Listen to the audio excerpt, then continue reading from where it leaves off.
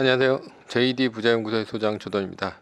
오늘은 테슬라는 나쁠 게 없는 상황이라는 주제로 말씀드리도록 하겠습니다. 2021년 1월 5일 화요일 시황입니다. 시작하기 전에 먼저 자발적 구독료 부탁드립니다. 후원해주시는 여러분 덕분에 좋은 컨텐츠가 제작될 수 있습니다. 하나은행 447-910064-61005 주식회사 JD 부자연구소. 어려운 와중에도 여러분 자율 구독료 덕분에 잘 꾸려가고 있습니다. 2020년 12월 JD 부자연구소 5기 공지를 하는데요. 지금은 이제 부동산 공지는 이제 마감이 됐고 주식 강의만 이제 하는데 다음 주 일요일까지 이번 주 일요일까지 접수 마감입니다. 그러니까 관심 있는 분들은 그 JD 부자연구소 인강 사이트로 이제 등록해 주시면 됩니다. 뉴욕 마켓워치 조지아 선거 코로나 확산 우려에 주가 떨어지고 국제 혼조다. 어제 이제 원래 새해에는 1월 효과가 있어서 주가가 오릅니다. 한국, 중국 증시가 이제 급상승했는데요.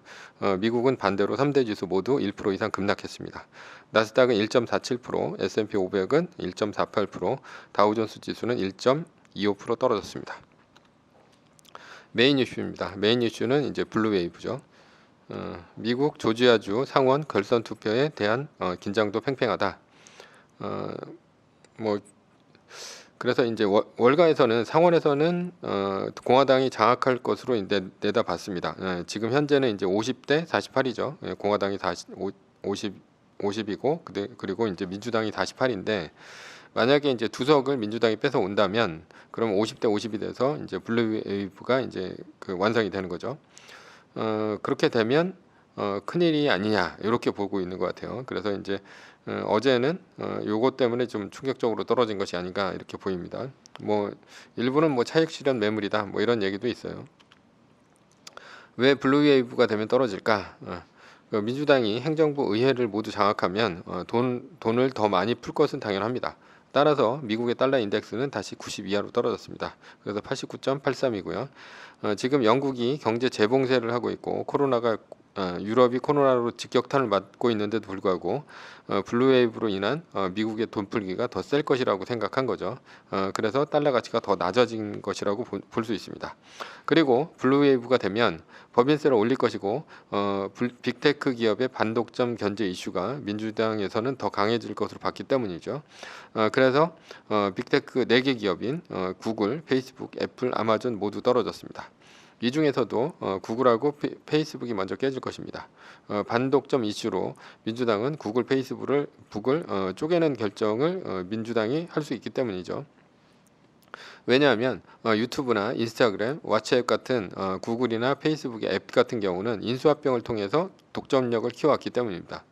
따라서 구글이나 페이스북은 첫바다를 맞는 애들이 될 수도 있다는 거죠. 그래서 이렇게 인수합병을 통해서 독점 기업이 된 것은 예전에 이제 셔먼법에 의해서 록펠러의 스탠다드 오일이 쪼개진 전례도 있고요. 마이크로소프트도 90년도에 이런 소송이 있었습니다.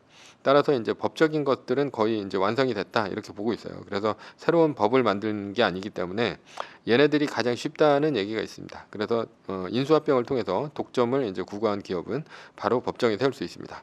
그러나 애플이나 아마존은 반독점으로 매기기 좀 곤란한데요. 왜 그러냐면 애플의 반독점 이슈에 거의 모든 것은 30%의 앱 결제 수수료인데요. 이것은 이제 애플이 앱스토어를 만들면서부터 30%를 들고 나왔기 때문이죠. 즉 독점이 되면서 10%, 20%, 30% 이렇게 점진적으로 올린 것이 아니기 때문에 반독점 폐해라고 볼 수가 없죠. 그러니까 반독점 폐해는 반드시 소비자의 후생, 그러니까 소비자가 굉장히 안 좋아져야 된다는 전제하에 이제 반독점을 가는 건데 안 좋아질 이유는 없는 거죠. 원래서부터 30%를 했으니까. 그래서 애플이 요즘에는 앱 수수료를 30%에서 좀 깎아준다 이런 얘기가 있습니다. 이게 반독점 이슈에서 벗어나겠다는 의도인 것이죠. 오히려 이제 깎아주면 소비자의 후생이 늘어나면서 더 좋아진다는 얘기 아닙니까? 그런데 구글은 30% 앱 수수료를 게임만 적용을 했다가 전 분야로 넓힌다는 데서 오히려 반독점 이슈에서 불리한 입장이 될 수 있습니다. 아마존은 최저가로 경쟁자를 물리치고 새로운 분야에 뛰어들어서 다시 최저가로 물리치는 경향을 보여왔습니다. 따라서 서점에서 그리고 온라인 쇼핑으로 그리고 이제 클라우드로 이렇게 분야를 넓혀왔는데요. 그러나 반독점 폐해는 이렇게 독점을 한 다음에 가격을 올려야 두드려 맞습니다. 이유는 아까 얘기했듯이 소비자의 후생이 높아져야 되는데 반독점 이제 한 다음에 그 다음에 이제 가격을 올려버리면 그러면 소비자의 후생이 낮아지는 거 아닙니까? 그러니까 그것 때문에 안 좋아질 수 있는데 오히려 가격을 올리기보다는 시장을 장악한 다음에 새로운 분야에 도전해서 오히려 최저가로 들어가서 가격을 낮추는 정책을 자꾸만 펼치고 있죠. 그래서 이제 새로 진출할 분야가 이제 제약 업체에서 이제 배달 쪽인데 그쪽에서도 최저가로 들어가 가지고 기존에 있는 보험이라든가 제약 쪽을 완전히 초토화시킨다는 게 아마존의 전략이라는 거죠. 그렇기 때문에 오히려 아마존 전략은 소비자의 후생을 늘린다는 입장에서 뭐 반독점 이슈라고 볼 수가 없는 거죠. 그리고 이제 아마존 효과라는 것이 있는데 그것은 이제 아마존이 가격을 올리는 것이 아니라 전체적인 가격을 낮추면서 물가도 같이 낮아지는 상황을 말합니다. 그래서 지금 저금리를 할 수 있는 이유가 아마존이 이렇게 시장 파괴적으로 가격을 낮추는 것 때문에 일어난 거죠. 그러니까 아마존이나 애플 모두 반독점 이슈는 아주 애매한 상황입니다. 따라서 블루웨이브가 되면 반독점 이슈로 인해서 빅테크가 곤란을 겪을 것이란 얘기고요. 그리고 블루웨이브가 되면 법인세를 올릴 가능성도 높아집니다. 따라서 블루웨이브는 빅테크로서 좋을 이유가 없다라는 겁니다. 결론은 5일 조지아주 상원 결선 투표에서 민주당이 블루웨이브를 달성한다면 빅테크로서는 좋을 이유가 없다라는 얘기입니다. 두 번째 메인 이슈는 경제 봉쇄인데요. 코로나19 확산 상황이 변종 바이러스의 확산 등 갈수록 악화되는 모습을 보이면서 각국의 봉쇄 조치가 한층 강화됐다. 영국은 조만간 경제 봉쇄에 다시 들어간다고 했죠. 최악의 상황입니다. 미국도 현재 코로나로 인해서 경제 봉쇄로 들어갈지도 모릅니다. 게다가 영국의 코로나 변종은 그나마 기존의 백신으로도 효과가 있을 것이라고 했지만 남아공에서 발생한 코로나 변종은 현재의 백신으로서 대응이 안 될 수 있다는 발표 때문에 더 안 좋은 상황입니다. 따라서 어제는 거의 모든 종목들이 다 떨어졌죠. 여행이나 항공주 이런 가치주들이 우수수 다 떨어졌습니다. 반대로 백신주인 모더나는 크게 올랐죠.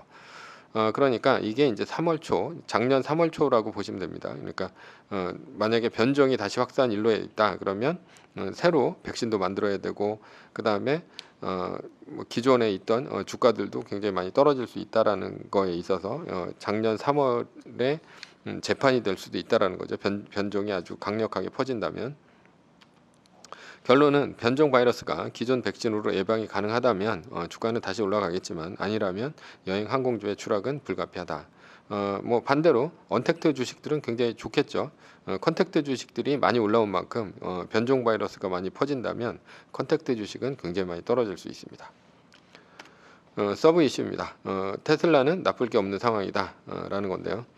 어제 떨어진 것이 이제 6일 있을 대통령 후보의 개표에서 공화당이 뒤집을 수 있다는 가능성 때문에 떨어졌다고 보는 시각도 있습니다.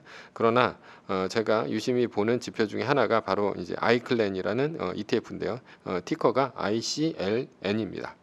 친환경 테마만 모아놓은 ETF인데 어제 1.56% 올랐고요. 바이든이 선거에서 이긴 다음에 지속적으로 올라오고 있어요. 만약 트럼프가 선거 결과를 뒤집는다면 트럼프는 다시 셰일가스를 통한 미국의 에너지 산업을 키우면서 친환경 사업은 내팽개질 것이 이제 분명하기 때문에 아이클랜이 6일 개표 상황 이슈라면 올라갈 이유가 없다라는 거죠. 그러니까 아이클랜이 떨어졌어야 이런 6일 있을 대통령 후보 개표에서 영향을 받았다라고 할 수 있습니다. 따라서 어제는 부정선거 이슈 때문에 주가가 떨어졌다고는 볼 수 없습니다. 그렇다면 현재 확정되지 않은 것이 상원선거인데 상원선거에서 민주당이 이겨서 블루웨이브가 완성된다고 하더라도 한 가지 섹터는 확실하게 올라갑니다. 바로 친환경 섹터입니다. 친환경 섹터는 코로나가 활개를 치건 블루웨이브로 민주당이 잡건 간에 어느 쪽도 영향을 받지 않습니다. 오히려 블루웨이브가 되면 민주당이 더 큰 재정 부양책을 할 것이기 때문에 더 유리합니다. 테슬라 3.4% 급등, 시총 7천억 달러 육박, 페북 넘어섰다. 지난해 자동차 판매가 50만 대를 사실상 달성하면서 애널리스트의 전망을 웃돌았다라는 겁니다. 그래서 테슬라의 시가총액이 6,800억 달러에 달해서 페이스북 6,669억 달러를 넘어섰다. 이날 페이스북은 1.5% 밀렸다. 자, 어제 3대 주주가 모두 떨어지는 와중에 친환경 섹터는 모두 올랐습니다. 그 중에서도 테슬라의 약진이 눈에 띄죠. 지난해 50만 대를 달성했다는 것입니다. 이러면서 장중에 4.5% 넘게 오르기도 했지만 결국은 3.42% 상승 마감이었습니다. 일단 50만 대를 50만 대라는 숫자를 한번 보시죠.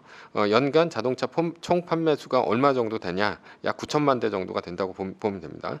그래서 50만 대는 총 자동차 판매 수 대수의 0.55% 수준이죠. 1%도 안 되는 점유율입니다. 그런데 테슬라가 2021년에는 40%더 성장할 것이라는 게 예상입니다. 기업의 성장이 1년에 20%만 성장해도 대박인데 40% 성장하면 초대박 아닙니까? 그런데 40%라고 해봐야 50만 대에서 20만 대 더 늘어나 70만 대 정도 되는 것입니다. 지금의 성장세로 보면 당연히 달성할 것으로 보입니다. 그리고 중국에서 가격을 할인한다고 해가지고 지금 중국인들이 테슬라 매장이 인산인해라는 소식이죠.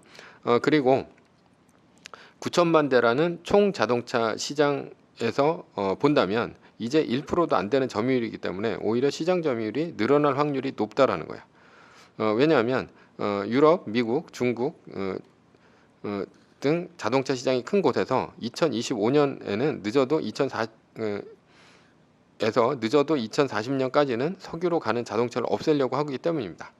자, 테슬라 입장에서 다시 정리를 해보죠. 2021년에는 친환경 섹터가 잘 나갈 것이고요. 또 블루웨이브가 되면 더 좋다는 얘기예요. 그리고 내년 목표인 70만 대는 무난히 달성이 가능합니다. 자동차 시장 점유율은 올해서부터 더 폭발적으로 늘어날 수 있기 때문입니다. 자, 결론으로는 테슬라로서는 현재 나쁠 것이 없는 상황입니다. 매뉴얼입니다. 나스닥 마이너스 3% 뜨기 전까지는 세계 1등 주식은 떨어져도 팔지 않고 가져간다 라는 것이고요. 두 번째, 나스닥 마이너스 3%가 뜨면 세계 1등의 떨어진 비율을 감안해서 남겨두거나 전량 매도 후에 비율대로 말뚝을 받고 한 달 플러스 1위를 기다린다 라는 겁니다.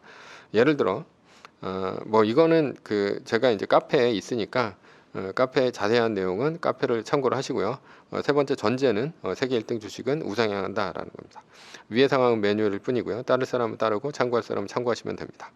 주식을 사고 파는 것에 대한 모든 책임과 이득은 본인에게 있습니다. 매뉴얼을 지키다가 포모가 두렵다면 매뉴얼을 지키지 말고 마이너스 3%대 판 가격보다 단 1불이라 떨어졌을 때 전량 매수하시면 됩니다. 오늘은 테슬라는 나쁠 게 없는 상황이라는 주제로 말씀드렸고요. JD 부자연구소의 소장 조단이었습니다. 컨텐츠가 좋았다면 구독, 좋아요, 알람 설정 부탁드립니다. 감사합니다.